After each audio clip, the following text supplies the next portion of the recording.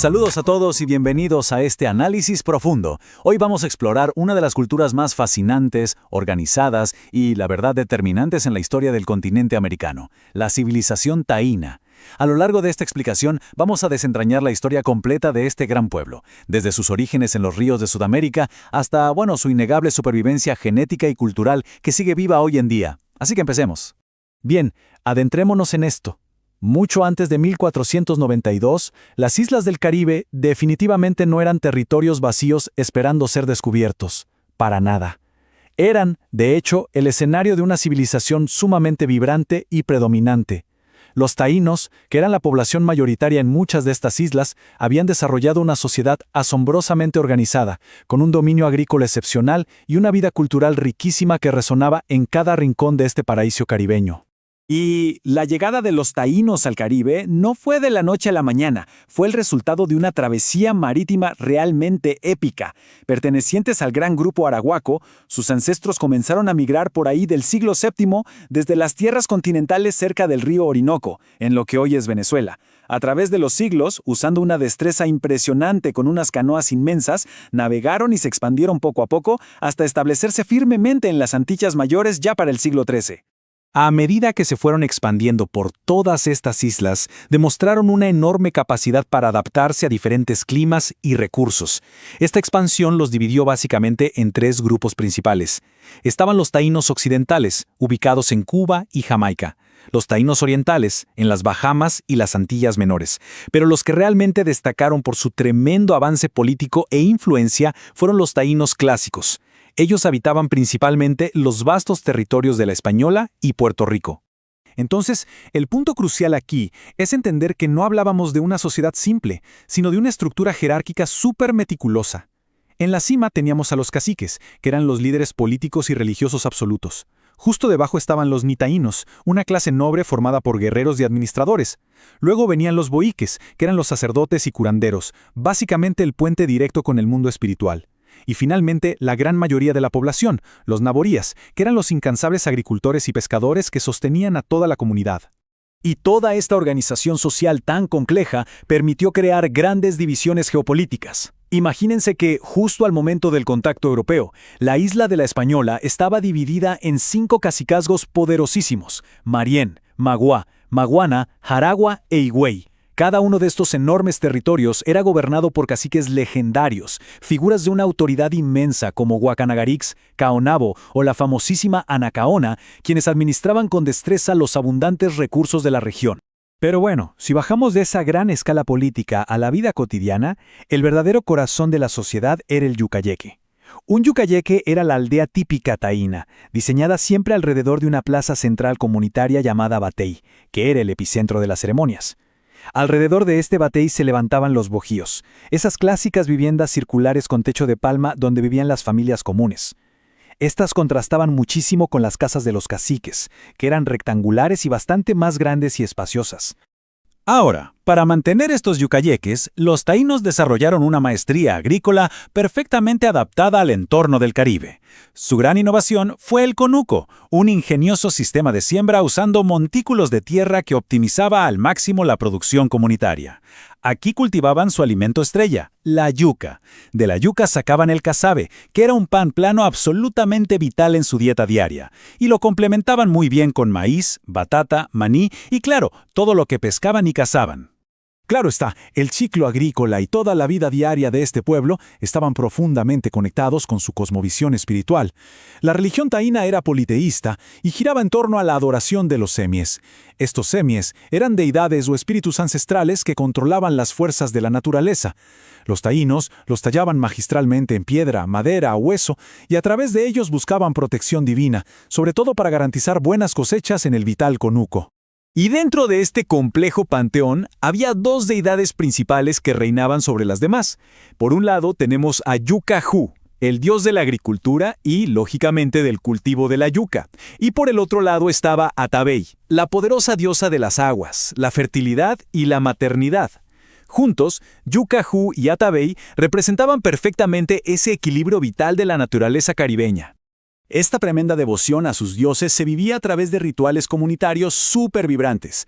Por un lado estaban los areitos, grandes ceremonias llenas de música, danza y narraciones orales que servían para preservar la historia y la memoria colectiva. Y para los asuntos de máxima importancia espiritual, los caciques y boíques practicaban el ritual de la caoba, inhalando sustancias alucinógenas para entrar en un trance profundo y comunicarse directamente con el mundo de los semis. Y bueno, toda esta riqueza espiritual se contagiaba de forma muy natural a las artes y al entretenimiento. Hacían cerámicas ceremoniales preciosas, tallados en madera impresionantes, pero algo muy destacado era lo que pasaba en el batey. Ahí no solo hacían ceremonias, sino que jugaban su tradicional y muy intenso juego de pelota. Y un dato súper curioso, usaban una pelota de goma que rebotaba. En serio, un material fascinante que los europeos no habían visto en su vida hasta ese momento. Pero toda esta civilización, tan compleja y próspera, sufrió un giro dramático e irreversible el 12 de octubre de 1492. La llegada de las naves al mando de Cristóbal Colón fue literalmente un choque de dos mundos sin precedentes. Y es importante mencionar que los primeros encuentros, especialmente en la Española, con caciques como Guacanagarix, estuvieron marcados por la curiosidad de ambas partes y, hay que decirlo, una notable hospitalidad de los pueblos indígenas hacia los recién llegados. Lamentablemente, esa paz de asombro inicial se esfumaron rapidísimo. El motivo principal, la insaciable búsqueda de oro por parte de los expedicionarios europeos. Esta fiebre de riqueza transformó a los aliados en conquistadores implacables. Impusieron sistemas de explotación brutales, trabajos forzados interminables y una ola de abusos severos que terminaron fracturando de manera irreparable las bases mismas de la sociedad taína. Avancemos y veamos cómo evoluciona todo esto cuando un pueblo es acorralado. Porque la sumisión no fue la única respuesta, para nada. Surgieron figuras de una valentía militar extraordinaria, y el cacique Caunabo fue uno de los primeros y más feroces opositores. Él organizó ataques directos contra las primeras fortificaciones españolas, iniciando formalmente la resistencia armada.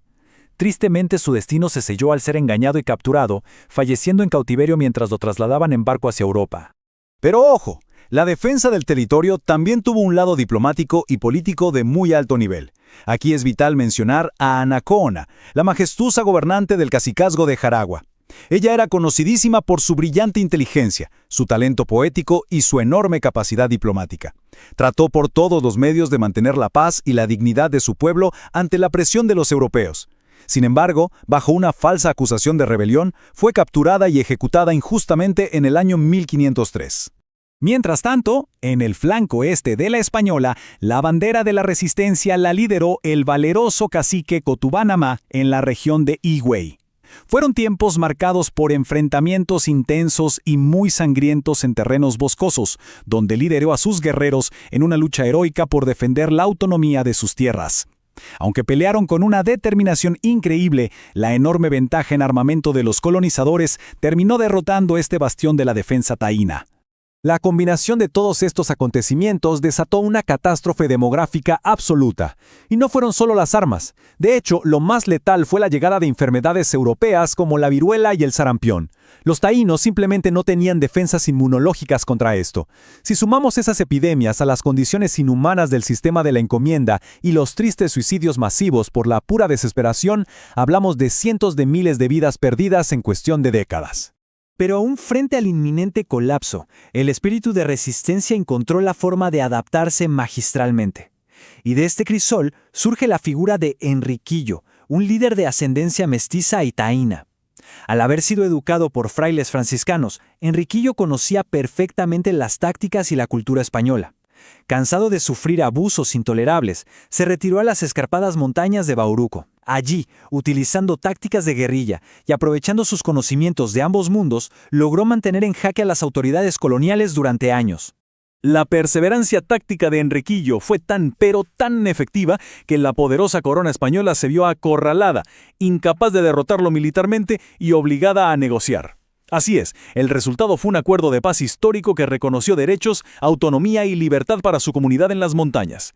Este suceso trasciende fronteras, se consagra verdaderamente en los libros de historia como uno de los primeros y más exitosos movimientos de lucha anticolonial en todo el continente americano. Ahora, lo verdaderamente interesante de esta diapositiva es darnos cuenta de que la cultura taína jamás desapareció por completo, refutando ese viejo mito. logró una supervivencia extraordinaria, integrándose nada menos que en el vocabulario mundial moderno. Fíjense que cada vez que hablamos de descansar en una hamaca, de prepararnos para un huracán, de hacer una barbacoa o de usar tabaco y canoas, estamos pronunciando palabras heredadas directamente del idioma taíno, una huella lingüística imborrable. Y ese legado va mucho más allá de las palabras, se saborea y se respira todos los días en la cuenca del Caribe actual. La gastronomía moderna está profundamente anclada en estas raíces. El casabe, ese pan de yuca milenario, sigue siendo un alimento cotidiano. Además, muchas prácticas agrícolas, ciertos ritmos musicales y formas de artesanía son ecos directos de los antiguos yucayeques. Son, sin duda alguna, pilares irreemplazables de la identidad nacional en lugares como la República Dominicana y Puerto Rico. Y lo mejor es que toda esta evidencia cultural ha sido finalmente respaldada por la ciencia contemporánea.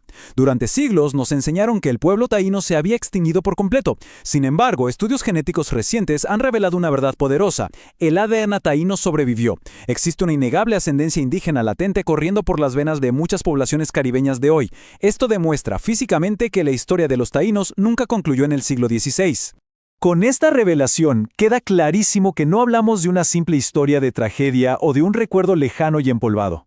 Los taínos sentaron las bases fundacionales de las sociedades caribeñas modernas. Y esto nos deja una reflexión crucial en el aire. Al reconocer que esta sangre y esta cultura siguen fluyendo y palpitando en la actualidad, ¿de qué manera cambia esto nuestra percepción sobre los cimientos y la verdadera historia viva del continente americano?